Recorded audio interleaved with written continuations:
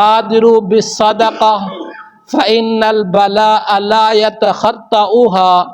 اللہ کے رسول صلی اللہ علیہ وسلم نے فرمایا صدقے میں جلدی کیا کرو، کیونکہ مصیبت صدقے سے آگے نہیں بڑھ سکتی۔ صدقے کے ذریعے بلاؤں اور مصیبتوں اور بیماریوں کا علاج احادیث مبارکہ میں مختلف الفاظ سے ذکر کیا گیا ہے۔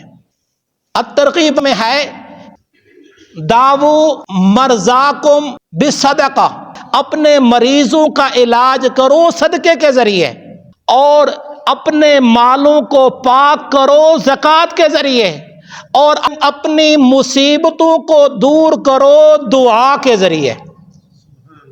اور یہ بھی الترغیب کی حدیث میں یہ بھی آتا ہے کہ صدقہ 70 بیماریوں کا علاج ہے، اور آگے فرمایا کم سے کم جذام اور برس کی بیماری ہے، یہ کم سے کم ہے۔ صدقہ ایسا علاج ہے کہ بیماری کا نام و نشان ہی ختم ہو جاتا ہے، جبکہ دوائی کے اندر یہ حقیقت اور یہ چیز حاصل نہیں ہے۔ صدقے کے بارے میں ابھی میں ایک اسی بادروا بالصدقہ کی حدیث کی تشریح میں پڑھ کے آیا ہوں کہ پہلے ایک واقعہ سنایا تھا موسیٰ علیہ السلام کا، اب یہ موسیٰ علیہ السلام کا نہیں ہے، اس میں پہلی امتوں کے زمانے میں پرندوں کے 2 بچے جو گھونسلے میں پڑے ہوئے تھے، ایک بچے نے اٹھا کے لے گیا۔ ان پرندوں نے اللہ سے شکایت کی، اللہ سے شکایت کی کہ ہمارے بچے اٹھائے گئے ہیں، ہمارے بچے، اس طرح تو نسل ختم ہو جائے گی، اللہ اس کا کوئی علاج فرمائیے، اس کا کوئی حل کیجئے۔ اللہ نے فرمایا اب اگر اس نے ایسا کیا تو میں ہلاک کر دوں گا۔ اب آپ کہیں گے پرندے اور اللہ کی بات کیسے ہو رہی ہے؟ تھوڑا سا اشارہ کر دیتا ہوں۔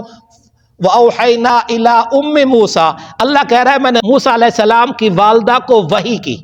حالانکہ تمام علماء اتفاق ہے کہ ایک عورت پر وحی نازل، نبی عورت، تو یہ القاء کرنا ہے، دل میں بات ڈالنا۔ تو پھر اللہ نے کہا وعدہ کیا کہ اب آئے گا تو ہلاک ہو جائے گا۔ چنانچہ وہ سفر پہ جا رہا تھا، واپس آیا تو دریا کے کنارے ایک مصیبت زدہ آدمی پڑا ہوا تھا، چلنے پھرنے سے بھی قاصر، بیمار۔ اس نے اپنے توشہ دان میں سے کچھ حصہ نکالا اور اس کو دے دیا۔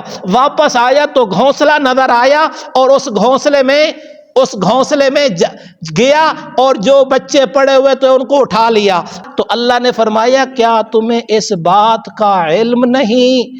میں نے یہ لکھ دیا ہے کہ جس دن جو صدقہ کرے گا اس دن میں اس کو ہلاک نہیں کروں گا، اس دن ہلاکت سے وہ بچ جائے گا۔ تو اسی حدیث بادروا بالصدقہ کے یا پہلے یا بعد میں یہ آیت نقل کی ہے، لیس علیک ھداھم ولکن اللہ یہدی من یشاء وما تنفقوا من خیر فلانفسکم، جو کچھ تم خرچ کرتے ہو اپنے لیے کرتے ہو، اپنا ہی فائدہ ہے، اس میں تمہارا اپنا ہی فائدہ ہے۔ تو صدقے کا بھی اہتمام کریں۔